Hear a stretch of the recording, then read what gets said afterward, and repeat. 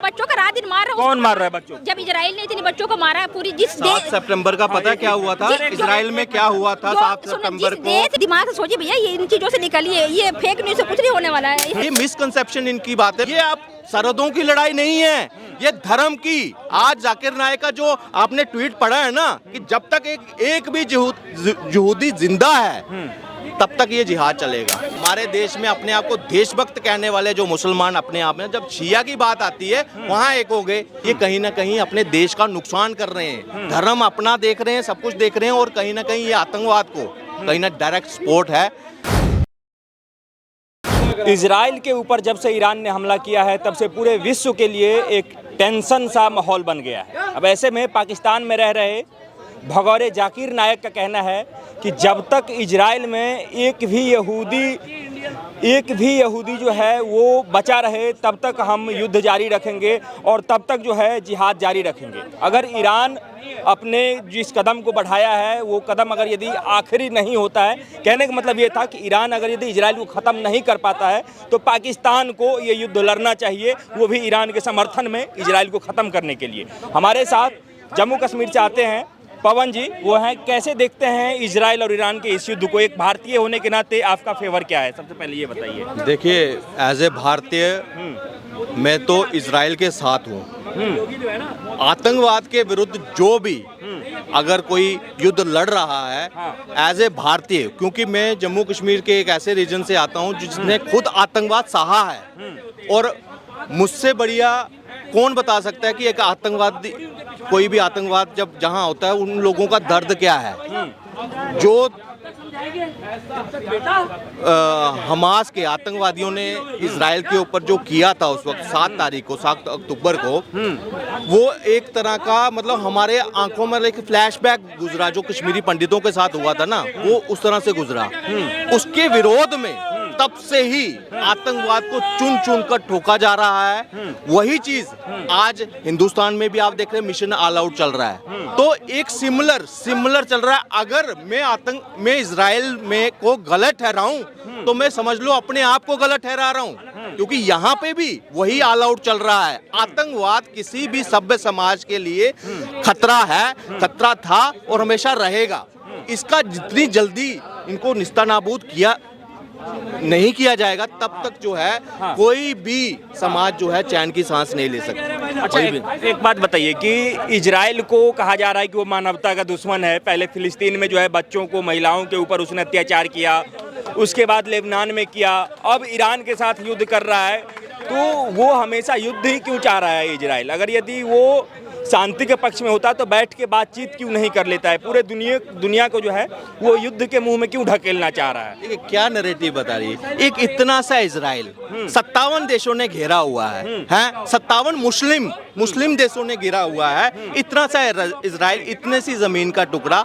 आप अगर इतना ही पीस लवर थे तो जो फिलिस्तीन वहाँ पे जो हमास के रूप में वहाँ पे जो गाजा पट्टी या ये सब थे, इनको अपने कब्जे में, इनको अपनी शरण दे देते।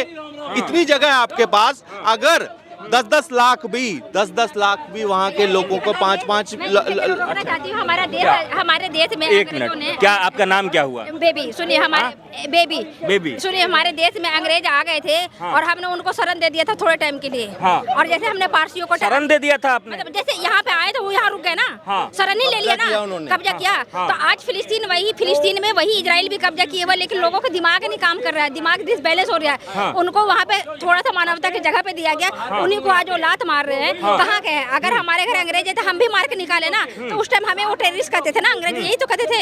हमारे जितने भी वो उस टाइम लोग जो आंदोलन चला रहे थे, सबको बात यहाँ से दिल्ली से लेके कोलकाता तक टेररिस्ट कह के सब हिंदू मुस्लिम मिलके एक लड़ाई 5857 की क्रांति, उसे भी कितने रिबेल हुए, तो वो ये कहती थी कि टेररिस्ट है। जब हमारा देश आजाद हो गया तो हम सही हो गए उनके लिए। इसी तरह जब अफगानिस्तान में अभी युद्ध, बेबी जी एक बात, एक सवाल मेरा सुन लीजिए आप। पे हम बता रहे हैं, जरा ये जल्दी क्या है? सुनिए, तो मैं बता रही हूँ, जब कोई किसी देश में घुस जाता है तो ठीक है, वो उसके देश में कब्जा करेगा तो वो बाहर निकालेगा ही मार पीट के, और जब वो मार पीट के निकालता है तो उसमें जब वो कहते हैं तो उसे टेररिस्ट बता देते हैं, और जो वो उधर से लड़ रहे तो उसको डिफेंस बता देते हैं। जब दोनों लड़ रहे तो दोनों टेररिस्ट या फिर दोनों डिफेंस के पॉइंट में तालिबानी टेररिस्ट थे, ऐसे ही कहते थे। अब वो आगे हमारा भारत सरकार को उनके साथ इंटरनेशनल रिलेशन हमने कायम कर लिया ना, अभी वो सत्ते में आ गए, हम उनके लिए ठीक हो गए, वो हमारे लिए ठीक हो गए ना। तो इस नजरिए से इजराइल को भी देखिए और फिलिस्तीन को भी देखिए, ठीक है ना। अगर ईरान अगर यदि देर रात 300 मिसाइलें इजराइल पे रॉकेट भेज रहा है तो यहाँ पे आपको कौन गलत? मैंने माना वो बच्चों का रात दिन मार रहा है। कौन मार रहा है बच्चों? जब इजराइल ने इतने बच्चों को मारा है, पूरी जिस 7 सितंबर का पता क्या हुआ था इजराइल में, क्या हुआ था 7 सितंबर को? देश में वो हमास बसे, के टेररिस्टों ने क्या कहा? जो जिस देश में बसे उसी को बर्बाद कर दिए, बताओ तो उसी का देश को आज ऐसे कर दिए कि नहीं तुम यहाँ के नहीं हो। सोचो लोगों के सबसे पहले पता है धर्म से प्यारा मिट्टी होता है, और उसको अपने ही मदरलैंड से लोगों ने उसको कर दिया। उसमें जरा दिमाग से सोचिए भैया, ये इन चीजों से निकलिए, ये फेक न्यूज से कुछ नहीं होने वाला है।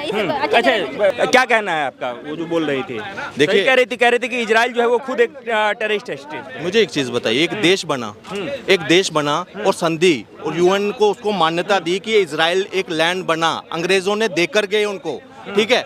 उसके बाद एक 48 में ही 57 देश जो है उसके ऊपर कूद पड़ते हैं, एक वार छेड़ देते हैं उसके ऊपर, और एक बारी नहीं 2 बारी, और इजराइल ने उनको परास्त किया। एक देश बना, फिर वो अपनी सीमाएं, जैसे पाकिस्तान के साथ हुआ, हम एक बार लाहौर तक झंडा हमारा तिरंगा था, मगर हमारी पॉलिटिकल विल नहीं थे, इन्होंने सीज फायर नहीं किया, नहीं तो आज पीओजो के मुजफ्फरपुर ये हमारे में होता, ठीक है। वैसे ही उन्होंने जंग जीती, जब जीती उन्होंने कब्जा करना चाहते तो वो पूरे और बड़ा क्षेत्र भी कर सकते थे, इजिप्ट तक जा सकते थे, मगर इन्होंने क्या किया, वही एक रखा और एक पट्टी खींच ली जिसमें उन्होंने फिलिस्तीनियों को रहने का, फिलिस्तीन आपस में ये इजराइल में जाकर वहाँ पे जॉब करते हैं। ये मिसकंसेप्शन इनकी बात है, मैं इनकी बोलता हूँ। एक एग्जांपल देता हूँ, पाकिस्तान बना 47 में, बना, क्या हम क्लेम कर रहे हैं वहाँ पे? हम कर रहे हैं क्लेम? अगर इजराइल बन गया, ये कौन सी लड़ाई है? ये आप सरहदों की लड़ाई नहीं है, ये धर्म की। आज जाकिर नायक का जो आपने ट्वीट पढ़ा है ना, कि जब तक एक भी यहूदी जिंदा है तब तक ये जिहाद चलेगा। भाई अगर ये लैंड का डिस्प्यूट होता, सिर्फ लैंड का डिस्प्यूट नहीं है। लोगों का कहना ये है कि इजराइल इतने दिनों से जो कर रहा है वो अमेरिका के सह से कर रहा है, क्योंकि अमेरिका का हाथ जो है वो इजराइल के ऊपर है। आपको क्या लग रहा है कि इस युद्ध में अमेरिका अगर यदि इस इजराइल का साथ ना दे तो ईरान का सामना कर सकता है? देखिए, अमेरिका जो है नहीं, वो टेक्नोलॉजी बेस्ड, कंपनी बेस्ड, हर एक कंपनी जो बड़ी आपको दिखती है ना, वो इजराइल जो है उसके ऑनर इजरायली हैं। आपको इजराइल आप छोटा नहीं है, अमेरिका की आधे से ज़्यादा अर्थव्यवस्था को कंट्रोल इजरायली लोग करते हैं, और ये आपको पता होना चाहिए। आज जो इजराइल के साथ उनका खड़ा होना जो है ना, ये एक मजबूरी है। और रही बात ईरान की, एक ऐसा देश जो मानवता के लिए एक संकट की तरह उनको देखा जाता है, ईरान को भी। लेकिन भारत में तो लोग ईरान के समर्थन में बैनर लेकर के आ रहे हैं, कह रहे हैं कि नहीं हम मुस्लिम हैं, ईरान भी एक जो है वो इस्लामिक कंट्री है, तो इसलिए हम उसके साथ हैं और उनका साथ देंगे। आड़ में ये अपने आप को देशभक्त कहते हैं। ये क्या कहते हैं? ऐसे बात करेंगे, देशभक्त। हमें भारत की बड़ी चिंता है। आपके इस एक्ट से हम न्यूट्रल हैं, हम फिलिस्तीन के साथ भी हैं, हम इजराइल के साथ भी हैं, हम ईरान के साथ भी हैं, हम इजराइल के साथ भी हैं। हमारा उनके साथ कोई द्वेष नहीं है। हमने न्यूट्रल हर बार एब्सेंट किया। हमने जब भी इजराइल के फेवर में या फिलिस्तीन के फेवर की जब बात आई, हमने दोनों डिप्लोमेसी चली। मगर हमारे देश में अपने आप को देशभक्त कहने वाले जो मुसलमान अपने आप में, जब शिया की बात आती है वहाँ एक हो गए। आपको पता नहीं है, इससे हमारे 2 देशों में हमारा आज जो है व्यापार, टेक्नोलॉजी जो एडवांस टेक्नोलॉजी है वो इजराइल के साथ साझी हो रही है कई जगहों पर। फिलिस्तीन के साथ हमारा कुछ हो रहा है, ईरान के साथ हमारी अच्छी डीलिंग हो रही है। तो ये जो आपने पीछे हर बार जो ईरान जो कश्मीर पे हमारे अगेंस्ट होता था, आज वो चुप था इस बार यूएनओ में। तो ये भी एक डिप्लोमेसी का पार्ट है, ये भी हमारी कहीं ना कहीं जीत थी कहीं जगह। तो अच्छा, एक बात बताइए, यहाँ ईरान के ने लोग जो ना, हमला हाँ। कंप्लीट करने दी, यहाँ के जो इस तरह का जो इन्होंने जुलूस निकाले उसके फेवर में, ये कहीं ना कहीं अपने देश का नुकसान कर रहे हैं। धर्म अपना देख रहे हैं, सब कुछ देख रहे हैं, और कहीं ना कहीं ये आतंकवाद को कहीं ना डायरेक्ट सपोर्ट है। मैं बार बार कहूँगा, अभी भी इनके दिमाग में ना मतलब याकूब मेमन ईरान का कहना है कि हम नसरुल्ला का बदला ले करके रहेंगे, और ये जो बीती रात जो उसने 300 रॉकेट चलाए हैं, वो कह रहे हैं कि ये नसरुल्ला के मौत का बदला ही है। देखो, रॉकेट चलाए, उनके पास आयरन डोम है, कितना इनइफेक्टिव है उनका। इजराइल के जो रक्षा मंत्री है ना, उनका कहा कि इसका जो भी हमारे पर अटैक हुआ है इनइफेक्टिव है। कुछ इसका यूएसए का भी इस पे बयान आया कि ये इनइफेक्टिव था, कोई इससे ज़्यादा वो नहीं हुआ। अब बात आती है कि जब ये अटैक करते हैं, पेजर ब्लास्ट होते हैं। सोचो कितनी एडवांस लेवल है ईरान को वहां पहुंचने में। मुझे लगता है ये कई सदियां लग जाएंगी वहां तक पहुंचने में। आपको मैं एक मतलब, ये तो कुछ भी नहीं है। मोसाद ने क्या कर दिया था, एक टाइम ऐसा था कि जब ये टेस्टिंग कर रहे थे, किसकी, ईरान टेस्टिंग कर रहा था सीक्रेटली, किसकी, न्यूक्लियर बम बनाने की। तब इनके पूरी डॉक्यूमेंट इन्हीं के एजेंट को वो बाईपास कर दिया उन्होंने। मतलब जो एजेंट ईरान के थे वो मुसाद के लिए काम करने लगे, और उनके पूरे डॉक्यूमेंट 1 लाख पन्ने की रिपोर्ट जो है वो सार्वजनिक हो गई। नेतन्याहू ने 2019 की बात है, वो पूरा उसका टारगेट, उसके बाद सैंक्शन लगाए थे अमेरिका ने उसके ऊपर। सोचो, ये पेजर फटना, बम फटना, ये तो छोटी सी बात है। सोचो, जो उनकी एजेंसी है, जासूस है, उनको ही पूरा कैप्चर कर लिया और अपनी तरफ मोड़ लिया, अपना काम करवाया उनसे। तो मुझे एक चीज बताइए, क्या उनका मुकाबला कर पाएंगे? अच्छा, ये जो युद्ध हो रहा है, क्या आपको क्या लग रहा है कि दुनिया तीसरे विश्व युद्ध की तरफ तो नहीं जा रही है? देखिए, ये आपस में बटे हुए हैं। मैं अगर देखा 57 देश है। इजराइल की क्या औकात है अगर बीच में, अमेरिका को भी दूसरे कॉन्टिनेंट से यहाँ आना पड़ रहा है अगर लड़ने के लिए, अगर देखा जाए। मगर ये क्या है, ये आपस में बटे हुए। सऊदी की अलग राब है, दुबई का अपना है, ये जो ये जो एमिरेट्स बना हुआ है, इनका अपना अलग राब है। ये उसमें हाथ गंदे नहीं कर रहे। अब क्या है, कुछ जो है ना, खलीफा की लड़ाई, एक खलीफा की लड़ाई है यहाँ पे। उसको देखते हुए जो ईरान है वो अपना एक रोल प्ले कर रहा है, और वो मुझे नहीं लगता एक छोटे से रीजन की वजह से कोई वर्ल्ड वार की तरफ जाएगा देश।